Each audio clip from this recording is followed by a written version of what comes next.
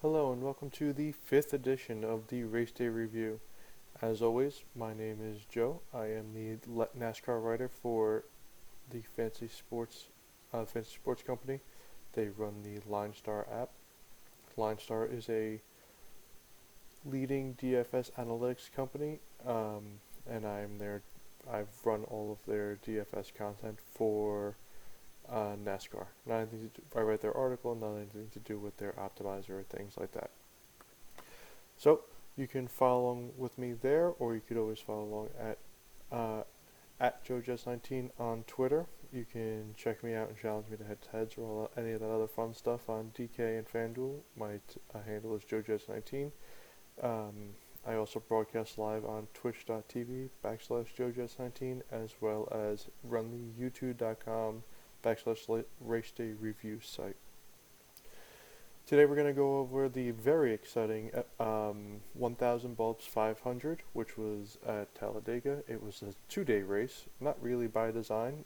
It started probably ill-conceivably on Sunday, even though everyone knew it was going to rain, and ended up having to be finished up on Monday, and what a finish we had.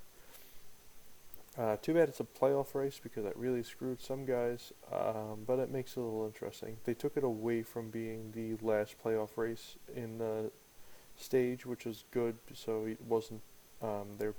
Some of the drivers can make up the difference going into Kansas, and we'll talk about that later. As always, we're going to start by going over the perfect lineup.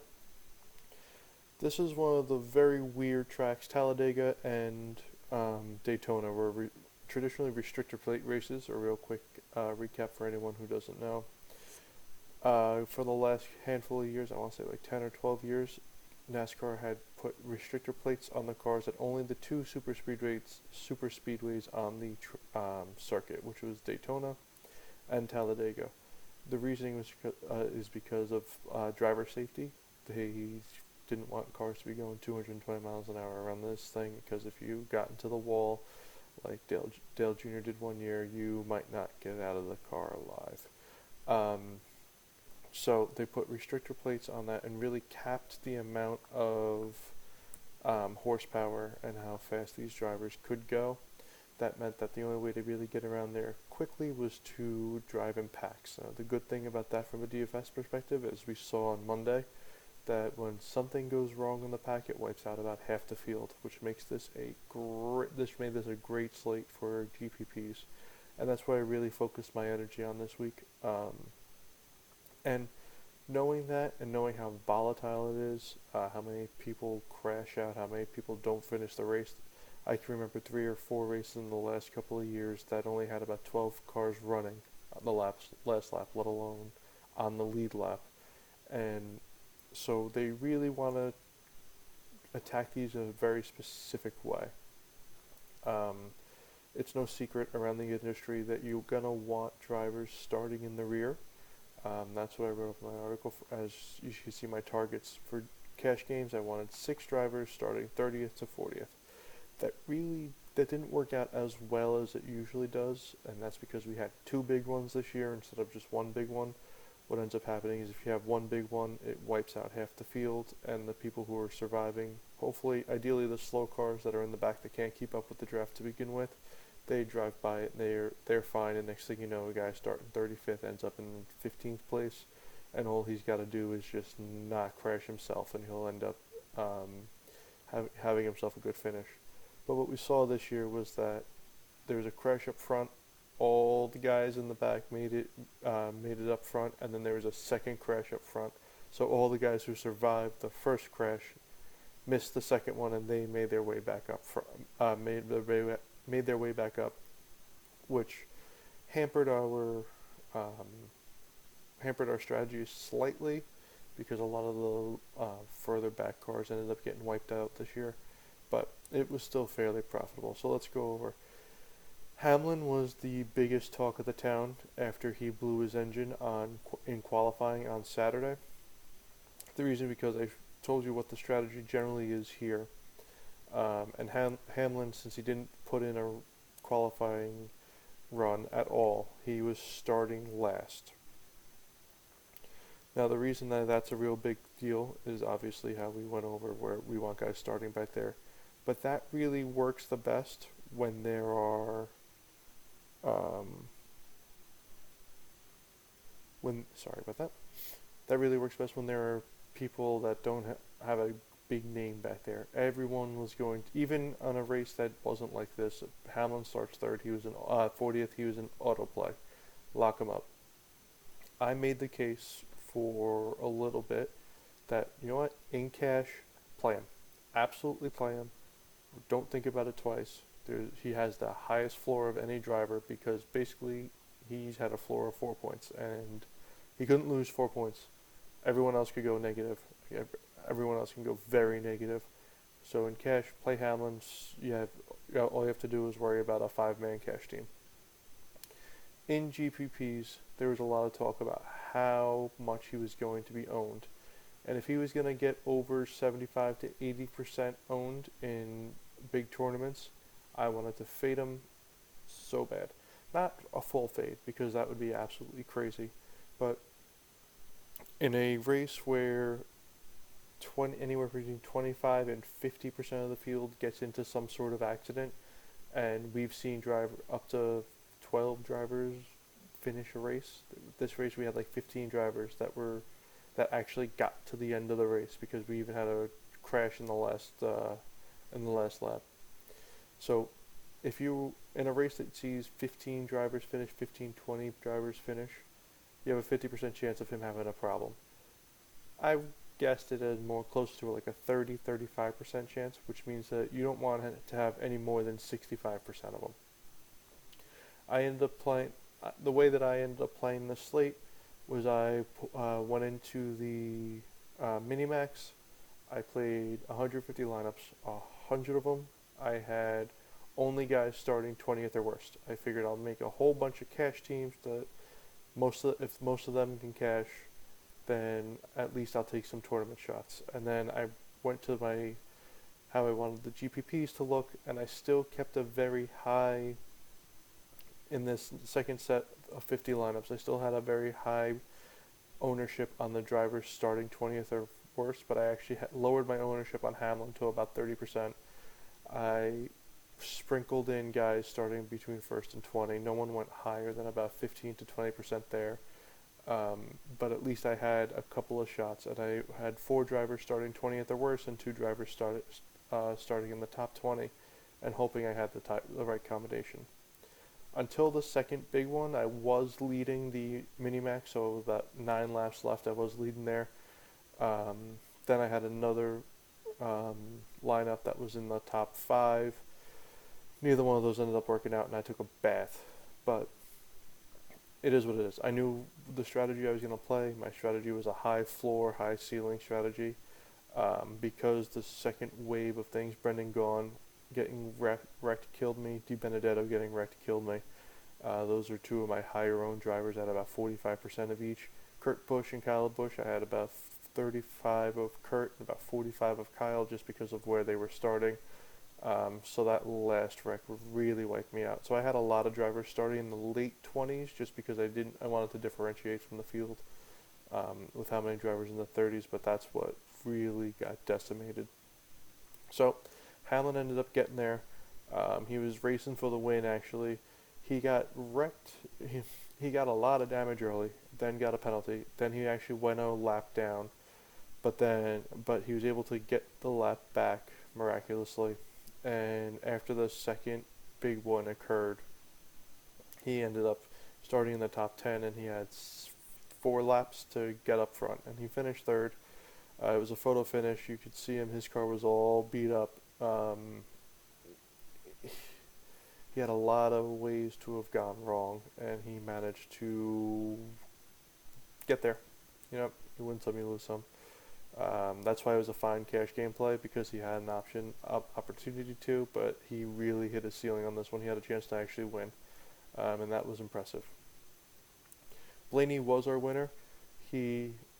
If you see, it's very interesting. There weren't too many drivers yet. Blaney lead 35 laps, Stenhouse lead 32 laps, Keselowski 22. I thought Logano ended up I liked Logano as a lap leader. I thought he was going to end up leading a lot more laps than he did.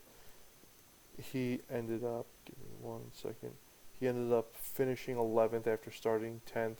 He only led 16 laps. Um, but back to Blaney, I apologize. So Blaney was kind of hanging out up front for most of the time. He didn't. His average position was ninth. He didn't really do a ton. He got up front when his lane decided to get up there. He fell back when his lane was going a little slower. He just avoided the wrecks and capitalized at the end. He almost lost it to Newman by a hair, but he didn't really. He had two top tens in those last 10 races here. So starting ninth, I thought all he could go was down. I had maybe one or two shares of him, not too many. Blaney wasn't on my radar at all. LaJoy was the kind of driver that this worked out perfectly for him. Started 33rd. He was able to avoid any and all wrecks possible, and he was there at the end. His average running position was 25th, and somehow he finished 7th. And that's because he missed the second big one, and he just picked up where everyone left off. So then we go down to McDowell. He started a lot further forward than everyone else in his range, so I really didn't like him as much. I figured might as well just go with a Parker Kligerman, who ended up finishing 15th, and he started 32nd. McDowell started 22nd, finished 5th again. He was running about 18th the entire time, and then in the last couple of laps. One funny thing about this, and it's the way that the pack works. Everyone had a couple of fastest laps to their name. I noticed that when I was putting all this together. Bubba Wallace had 10 fastest laps, and that was the most. A lot of people led a couple of laps, a little here, a little there, nothing really too serious. That's why there are dominators in Talladega. There have been dominant drivers that have led 50, 60, 70 laps. It's one of those races where if a driver gets up front, all the shit can happen behind him, and he can avoid it. That happened to Kurt Busch one year. That happened to Logano in previous years. So good dominators do exist. That's why you want one guy starting in the top 10. Usually in the top 5 is a good place to go. I focused in on Keselowski for my driver that fit that criteria for me this week. And he started 6th. He finished 25th because he got wrecked late. His average position was 10th. He had 22 laps led and 3 fastest laps. He started 6th. Logano started 10th, and those are my two guys in the top 10 that I really focused on. I thought I thought Menard had an interesting claim to fame there. Ty Dillon was already on there. Ricky Stenhouse Jr. loves to wreck, and I hate playing him anywhere. He caused the wreck on Kyle Busch, which was the second big one, which killed my day, so F him. So let's just go through the perfect lineup. We have Newman starting 13th, so that's our second driver starting in the top 20 that made the perfect lineup. He finished second. It was 0.07 seconds shy of Blaney's speed, so it was a photo finish, and then Hamlin was right there behind him. It was a great finish. It was an awesome race. It was a lot better when I was winning a ton of money, but it happens. That's why you don't overextend yourself, and that's why you know what you're doing. You're buying a lottery ticket at one of these things, so you can play a little strategy, but sometimes it just doesn't fall. It worked for me in the truck race. Didn't work for me here. And Chastain, another driver starting in the 30s. I would love to see what he finished 12th, so let's look him up. He had an average position of 32. So he wasn't even in the top 30 for most of the race and still managed to pick up a 12th. So that's what we're looking for at these types of races. 9 cautions. Lap leaders, no one over 35 laps. 16 drivers finished more than 5 laps down. The real attrition rate, because even there was a driver that crashed, 2 drivers that crashed at the last lap that were finished only a lap down because they couldn't finish that lap. It was really closer to about 20 to 25 drivers that had issues. To go over the winning lineup, the perfect lineup was neither winning lineup in the $11 or the $4, and actually these lineups weren't the exact same. The one that won the guy who won the big one also won the Minimax. So he ran a whole bunch of he probably ran the same 150. I don't know that for sure though. Um, the min cash, as always, the $11 is a little bit tougher of a contest. They pay out a little bit less of the field. So if you're just getting into it, you're better off going. You were really much better off at the in the Chrome Horn because it paid out lower and the winning score was less. It's only a 20 entry max where the big one is a 150 entry max, so you'll see that happen sometimes. But usually in NASCAR races, um, you'll see the perfect lineup as the winning lineup in both of these big guys. It just happens sometimes that it doesn't work out that way, especially later on in the season when the contests get smaller. I didn't run a model this week because it was such a crapshoot and it was a little bit of a time crunch for me. But let's go over some of the drivers. I went over the perfect lineup. Some drivers that I didn't want anyone in the top five. I didn't think any of them had a great chance. And look at this one guy. Bowman 37th, Byron 33rd, Jimmy Johnson 38th. Eric Almirola had a chance to win. He was making a play at the last restart. So even he was on the edge of your seat. He ran in the top 15 most of the time. And he ended up making a comeback after the second crash. I maybe a couple of percent ownership on these guys. If they were going to beat me, they were going to beat me. I didn't. You had a 2 out of 6 chance of getting a guy to finish the race, and that was a big issue for me, and big issue for a lot of people. I know you're going to get a winner up here. You know you're going to get someone in the perfect lineup, but if you look at all these mines around there, so you got to really just assess your risk. Kozlowski loves to lead laps here, and that's who I pretty hitched up on, who I pitched my wagon on. Stenhouse likes to crash at tracks that no one likes to crash at. Boyer had a good run of it until late. He was in the mix, and then until he got swept up in the last crash. We went over Blaney. I really like Logano. He was up front for seems like a lot more than the 16 laps. I was very surprised about that. But he was a guy who got actually wrecked in the second big one and just wanted to get laps done, and then when the last mini crashes ended up happening, he was able to pop up a couple more spots. Eric Jones, boomer bust on a good day. He's turning into Ricky Stenhouse Jr. With a little better equipment and a little better just racing acumen. And I guess that's kind of mean to say to Stenhouse now because he does have wins, but Eric Jones is very, very quickly becoming Ricky Stenhouse Jr. Larson's really happy that he won last week, so he didn't really care. He didn't have to care too much as long as he got through the race safe. He finished 39th, so safe was relative, but he didn't hurt himself. Newman we went over. Menard was sick ended up switching drivers, so he started at the end of the field, which in this race didn't really mean much. Menard himself raced pretty well. Got into when he was sick, so he ended up switching out for Crafton, and Crafton took it home on the second day. Harvick didn't really have a great history. Tift, no real reason to. Reagan, I had almost no ownership of. I actually had absolutely zero ownership of, which really would have bit me in the ass if he were to come to win because I had no shares of him. A little more of Truex than I really wanted.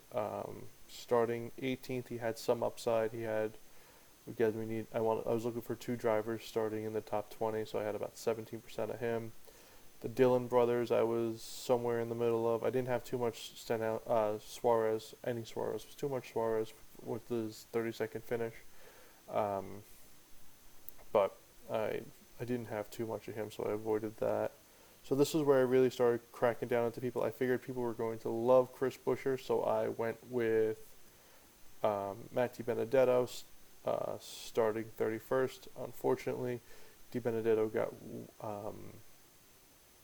swept up in the second big one late in the race, and he couldn't recover. His car got demolished. Brendan Gaughan I had a lot of. He ended up flipping upside down and actually loving every minute of it. So good for him.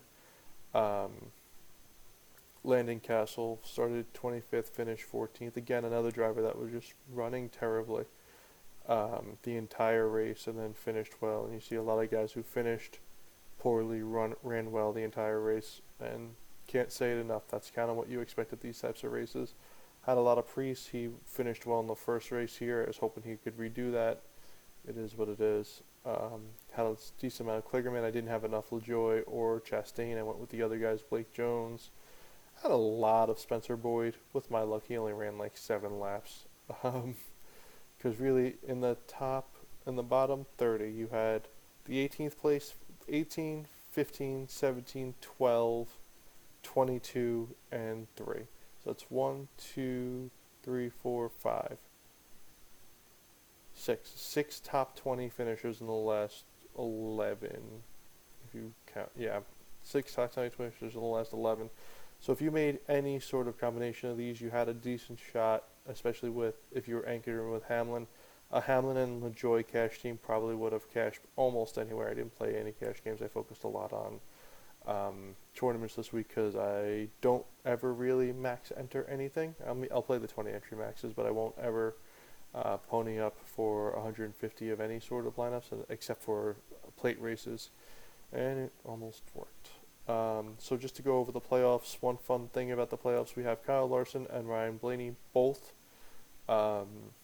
locked in, and neither one of them looks like they would have locked in on points. Larson's at least very in trouble of it, and Blaney's not there on points. Good thing he got his win. So right now we're looking at 33,058 points being the cutoff. And there are 3 drivers within 6 points of it, and then every driver is within 9 points. So there's a whole bunch of fun stuff that could happen in the next race, and even there are only the 2 drivers. Really, they're all together, but they have to get to Logano, who's probably not going to. So these guys are in trouble. They're all pretty much in must-win situations. You can only have one winner. My guess is going to be Bowyer's probably going to do something to hurt himself, so he's going to get out. Byron's going to qualify well and going to probably fall back a little bit. Elliott's going to start in the top 5, and he's going to be there till the end, and he's going to, let's see how he finishes. And Bowman's probably going to qualify in the mid-teens, maybe a top 10 finish.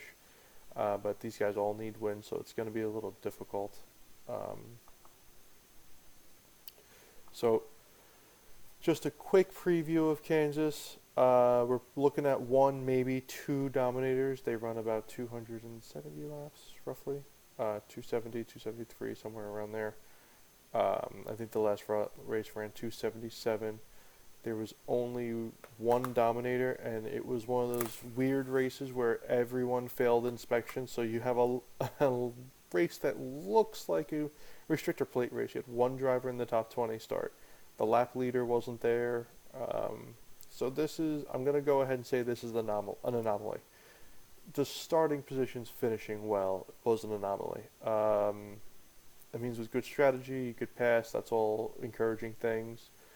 The dominators were tampered down a little bit. That's going to be the big thing I want to take away from the last race, is that there was 1 driver could dominate. 1 driver did dominate, but he wasn't even in the perfect lineup. And actually, Brad Keselowski won the race, and he wasn't in the perfect lineup because he qualified well, didn't lead a whole bunch of laps, and he won. So you didn't need the race winner, which is a very big anomaly in these races in DFS, and you didn't get the dominator either. So it was a weird race. I wouldn't take too much stock in it. The big key that you want to go for is that you'll probably still get a dominator, and you will get a secondary dominator. The dominators here usually, Harvick started on the pole, Logano started on the pole. Oddly enough, Harvick started on the pole, but then got overtaken by Larson, who's always good at these types of tracks. Blaney started on the pole and led a shit ton of laps. almost all of the laps were led in the May of 17 race from the top 5. So we're going to want to focus on drivers on the front row. It looks like the pole sitters got a major advantage, especially with this rules package. So I could see that, yeah, the pole sitter has led a decent chunk of laps in every one of these races in the last 7 that I've gone over. So I don't know who the pole sitter is, but I know I will have a ton of them. It's always a caveat when I look at races like that before qualifying ever even happens. I say that I'm gonna want a whole bunch of the pole sitter, and the guy who wins the pole ends up not doing great, and then the guy who starts second or starts third, I end up talking myself into, and that's going to be an issue. But let's see what happens. So this is kind of a quick edition because I didn't have a model to really go over, but thank you for joining. And as always, if you have any questions, concerns, comments, please reach out to me. I'd love to hear from anyone on Twitter, see what's going on, and I will upload this as quickly as I can to YouTube. Thank you very much, and see you next week.